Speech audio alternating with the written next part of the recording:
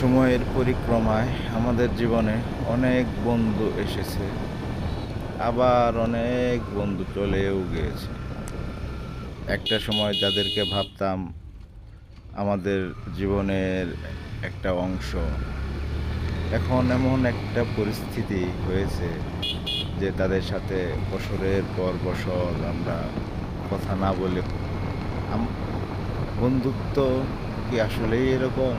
সময়ের পালাক্রমে আমরা একটু একটু করে আমাদের বন্ধুত্বের বন্ধুত্বের ভ্রাতৃত্বগুলো হারিয়ে ফেলছি।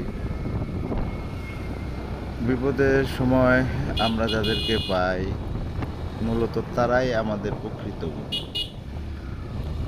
বিপদের সময় যারা আমাদেরকে একা ছেড়ে চলে যায় না, যারা আমাদের পাশে থেকে আমাদেরকে সাহায্য করে, আমাদেরকে মনোবল দেয়, আমাদেরকে সাহস যোগায়, তারাই আমাদের প্রকৃত বন্ধু।